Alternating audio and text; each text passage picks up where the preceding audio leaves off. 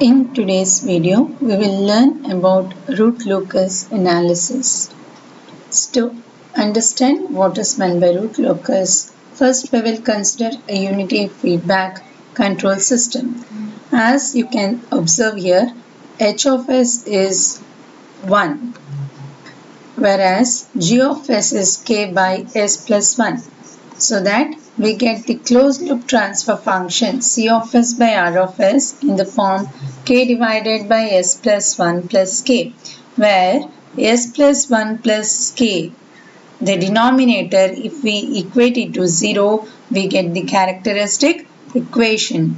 So we have the characteristic equation s plus 1 plus k equal to 0. So the poles of the system, closed loop poles of the system will be minus 1 minus k, where k is the gain of the system, which is a variable parameter. If we consider different values of k, as you can observe here, k value is varied from 0.5 to 15. We can see that yes, we get different values from minus 1.5 to minus 16. So if we plot this, we get these different paths. So now we can join all this, we get a path. So root locus is the path of the roots of the characteristic equation traced out in the S-plane as a system parameter varies from 0 to infinity. So you have marked a path wherein the pole starts from minus 1.5 to minus 16. So this is the root locus when gain is varied, k is varied from 0.5 to 15. So if we vary k from 0 to plus infinity, the plot is known as direct root locus, otherwise known as root locus. If k is varied from minus infinity to 0, the plot is called as inverse root locus. So here we concentrate on the direct root locus, wherein we vary the system parameter from 0 to plus infinity. So if the system is of lower order, we can sketch the root locus very easily. But what if we have a system wherein the characteristic equation, that is the denominator, has a order of s which is of higher degree? In that case, we cannot plot the root locus as simple as we have done the previous one. So we need to go for some computational analysis, computer analysis. So if the characteristic equation of the degree is higher than 3, it is a tedious one. We go for a computer solution. So a simple method for finding the roots of this characteristic equation was developed by W.R. Evans, and that method is used extensively nowadays. So that method, you call it as root locus, in which we consider the roots of the characteristic equation, which are nothing but the poles of the transfer function or poles of the system. So we can plot it by varying the system gain, which we treat it as a variable parameter. So for the existing transfer function, we can either add a 0 or we can add a pole and plot the root locus accordingly. So before finding what is the method developed by Evans to plot the root locus for any system, we will go through the angle and magnitude condition, which is very important for plotting the root loci. So in constructing the root loci, angle and magnitude conditions are very important. So we consider a system which gives us a closed loop transfer function of the form g of s by 1 plus g of s h of s, of which we consider the characteristic equation, we equate it to 0. So this can be written as g of s h of s is equal to minus 1 So this we split into two. One is the angle and the other one is the magnitude. So if we consider the angle part, angle of g of s h of s is equal to -1. So with that we can write it equal to plus or minus 180 degree to q plus 1, where q varies from 0, 1, 2, etc. This condition is called as angle condition or angle criteria. The magnitude is magnitude of g of s into h of s equal to 1. So the values of s which satisfies both this angle condition and the magnitude condition are the roots of the characteristic equation, or nothing but they are the closed loop poles. So if any point in S plane has to be on the root locus, then it has to satisfy the angle condition. That is, the angle of g of s, h of s calculated at that point must be a odd multiple of 180 degree, plus or minus 180 degree. So the angles will be measured in anti-clockwise direction from a horizontal line. So always first apply the angle condition to determine whether a point lies in the S-plane or not for the root locus. If this condition is satisfied, then we go to find the magnitude condition. These two conditions are not independent of one another. So the root locus can be drawn by checking the angle condition at various points of the S-plane. So hope this concept is clear. Thank you for watching this video. In the next video, we will discuss some properties of the root locus that will enable us to obtain an approximate root locus plot. The root loci are symmetrical about the real axis of S-plane. That means, say if we have a S-plane, if we construct the root locus of the upper half, then the bottom half of the root locus can be its mirror image of the upper half. That is what symmetrical about the real axis of S-plane is. The second property is starting points of root loci. So from where we should start tracing the path. So for that, consider the open loop transfer function g of s, h of s, which can be written in this form, and we can make the summation and we can write it over here this way, right? Now the characteristic equation, we know it is given as 1 plus g of s, h of s equal to 0. So this particular open loop transfer function, if we substitute in this, we get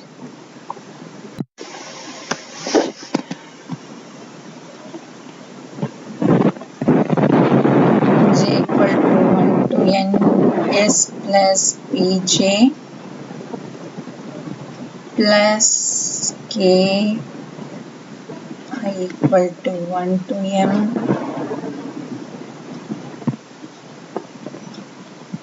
s plus zi equal to 0.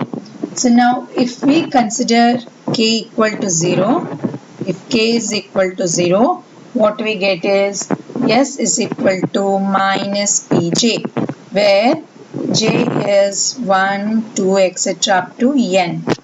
That means these are the poles. These are the poles, open loop poles of the system. So the root locus branches always start at open loop poles when k equal to 0. So thus, as the open loop gain k is varied from 0 to infinity, each branch of the root locus always originate from an open loop pole where k is equal to 0. So now we'll see where does this root locus branch terminate. So the third property is terminating points of root loci. The characteristic equation, we can rewrite it as 1 by k j equal to 1 to n s plus pj plus I from 1 to m s plus zi equal to 0. Or when we can have k equal to infinity, we can get s is equal to minus zi, where I is 1 to up to m. These are nothing but the zeros of the system, open loop zeros of the system. Therefore, the root locus branches always terminate at the open loop zeros when k equal to infinity. So always remember that the root locus branch originates from an open loop pole where k equal to 0, and it always terminates at open loop 0 or 0 at infinity where k is infinity. So how many root loci are there in the plot? So the next property is number of root loci.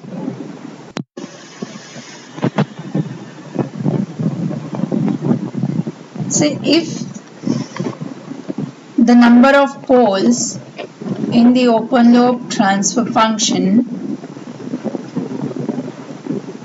be denoted by n, and the number of zeros, if we take it as m, then the number of separate root loci in the plot is equal to number of poles if the number of poles is greater than number of zeros, and the number of root loci will be equal to number of zeros when the number of zeros is greater than the number of poles.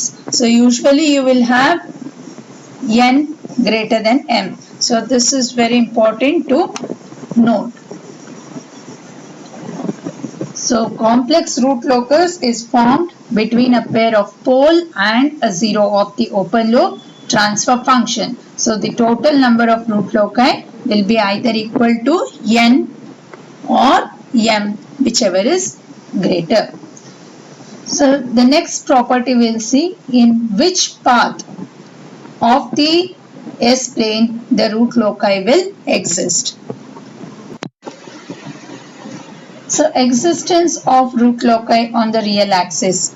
Say suppose we have a S-plane, we have a pole at 0. We have a pole at -2. We have a pole at 0, we have a pole at -2, and we have a 0 at -5. This is the location of our open loop poles and open loop zeros. So we have to check which part of the real axis is a part of root locus. So which part of our S-plane forms the part of root locus. So for that, what we need to do is we will consider a section between two poles. Say we have two poles here, one pole at 0 and another pole at -2. So we will consider the path in between 0 and -2. So what we have to do is, between this path to the right, how many open loop poles and zeros are there, we have to see. So to the right of this path, we have only one pole at 0. It is an odd number. So we can tell that this particular path is a part of root locus. Next, we consider a path in between -2 and 5. To the right of the point, we have two. One is 0 and the other one is -2. So it is an even number. So we can say that between 2 and -5, there is no existence of the root loci. So what we can conclude is a point on the real axis lies on the root locus if and only if the sum of the open loop poles and zeros on the real axis to the right of the point concerned is an odd number. So over here, this is the path of, here you can have a root loci because to the right you have a odd number 1, and here also you can have a root loci because to the right of it you have the sum of poles and zeros to be 3. So this path and this path is a part of root loci. Next we will, and one point to remember is the complex poles and complex zeros, it will not affect the existence properties of root loci on the real axis. So the next property is asymptotes and centroid. So what is meant by asymptotes?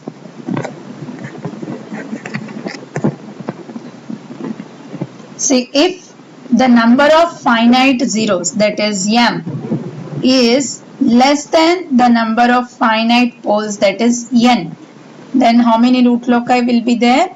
It will be equal to the number of poles.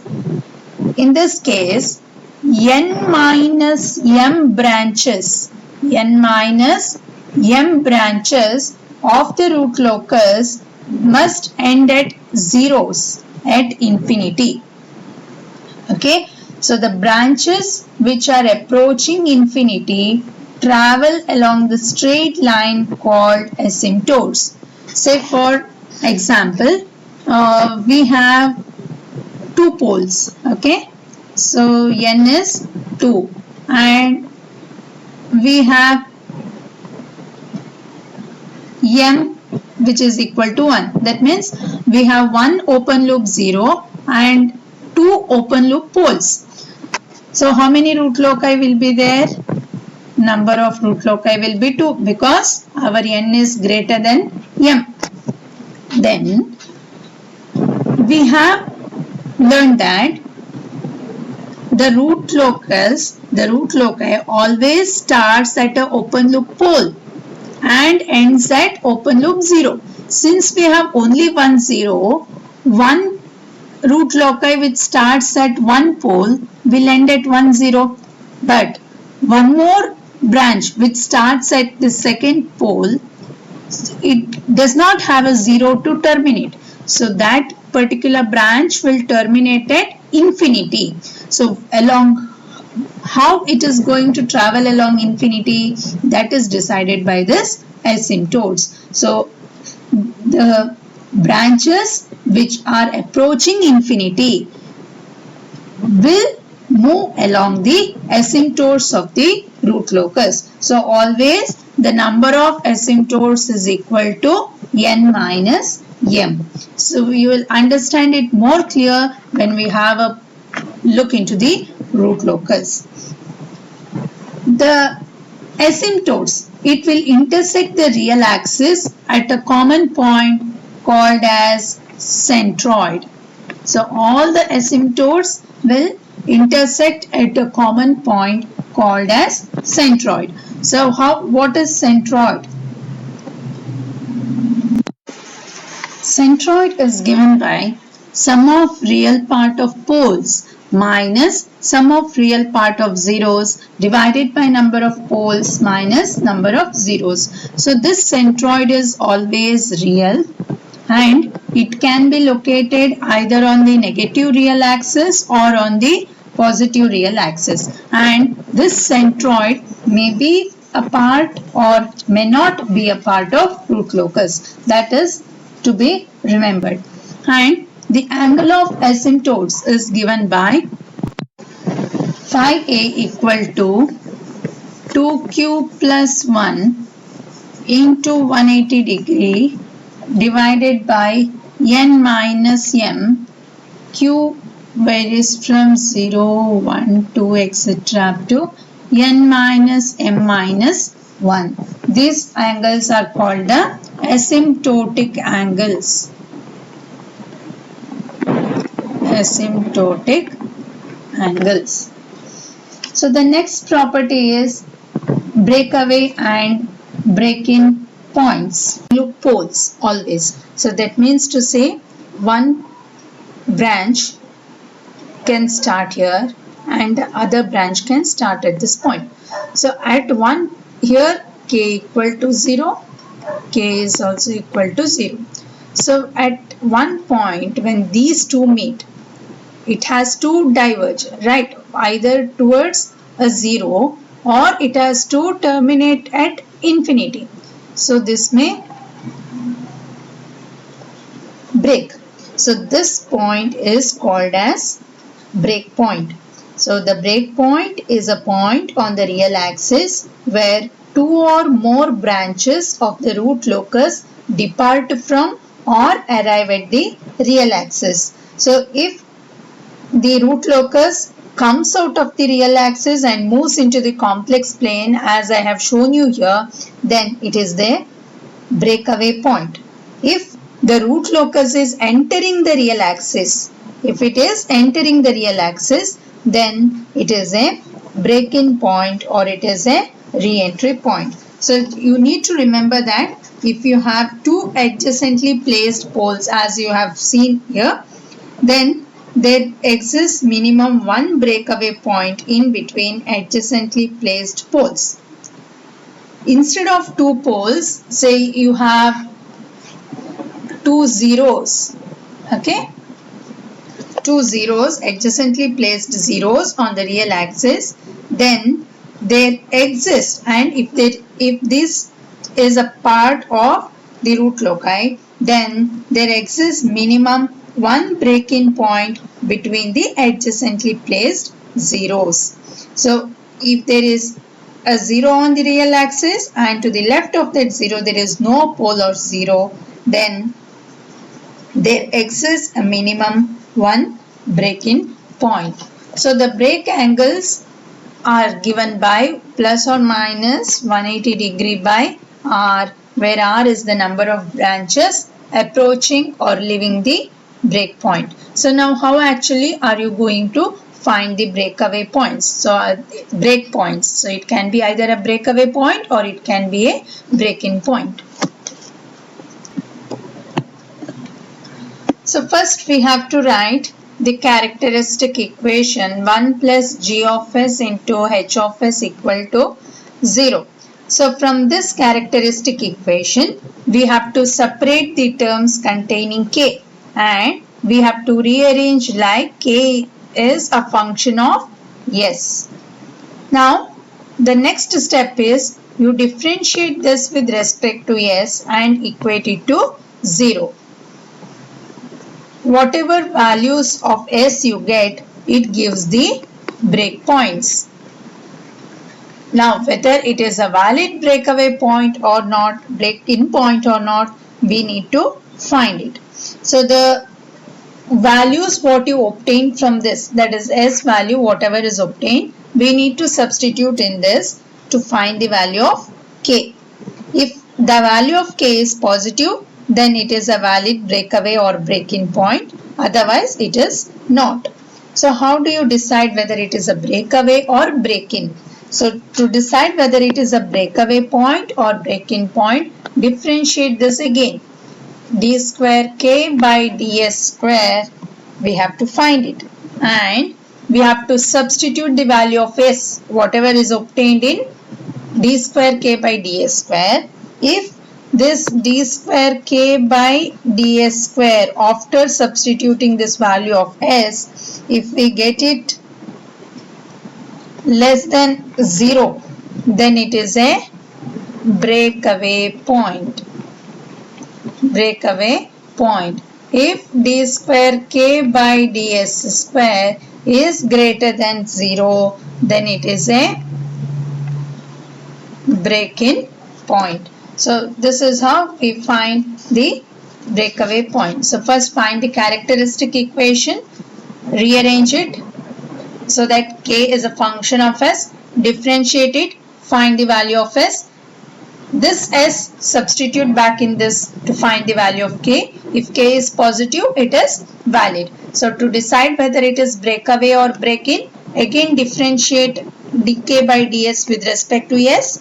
If on substituting the value of s in this, if you get it less than 0, it is breakaway. If it is greater than 0, it is a break-in point.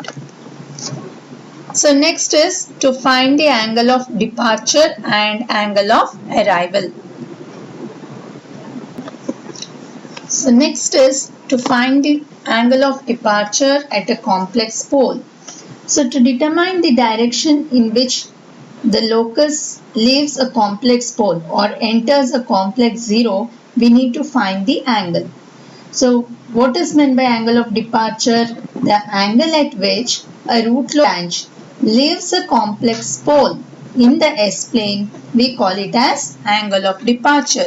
It is given by phi d is equal to 180 degree minus phi, where phi is summation of the angle made by the poles minus summation of the angle made by the zeros. So we need to find this first and then we have to find the angle of departure for a complex pole. Similarly, if you have a complex zero, we have to find the angle of arrival because the branch starts from pole and terminates at a zero. So we need to find the angle of arrival at a complex zero. So the angle of arrival at a complex zero is given by phi a is equal to 180 degree minus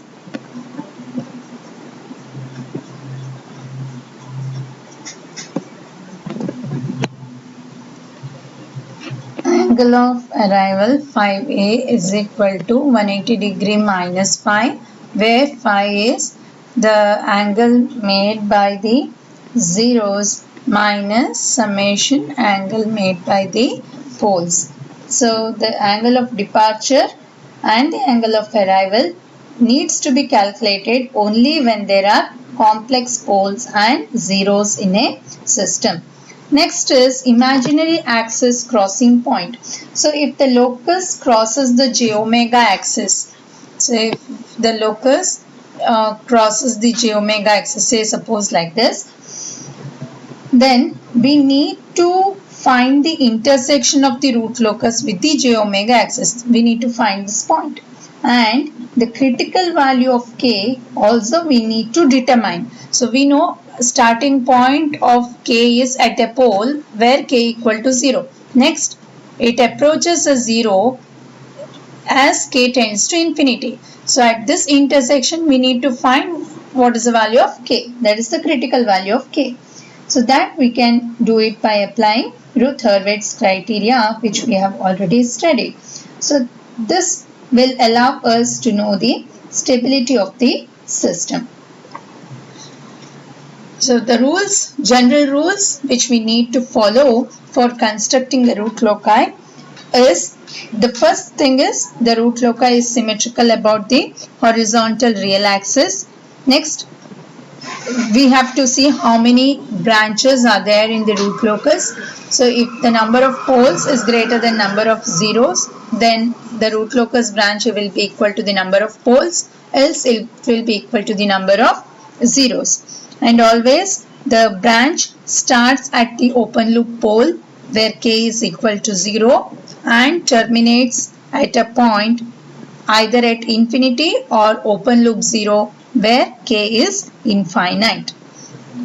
And the third point is the point lies on the real axis of the root locus if and only if the sum of the open loop poles and the open loop zeros to the right hand side is an odd number.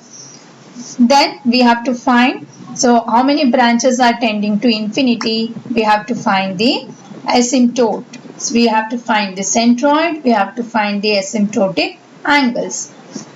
Next thing is we have to find the breakaway points and break-in points. Then if our system has complex pole and complex zero, we need to find the angle of departure and angle of arrival. At last, we have to find if there is any intersection with the imaginary axis, and we have to find the point of intersection. We have to find the critical value of K and decide the stability of this system. So this is how we plot a root locus if we have a system of any order as developed by W.R. Evans. So what happens if we are adding a pole to G of S, H of S? So first thing is the centroid will be shifted. If we add a pole, the centroid will shift to the left. Okay. The second thing is the angle of asymptotes will reduce. Angle of asymptotes will reduce. That's the second point.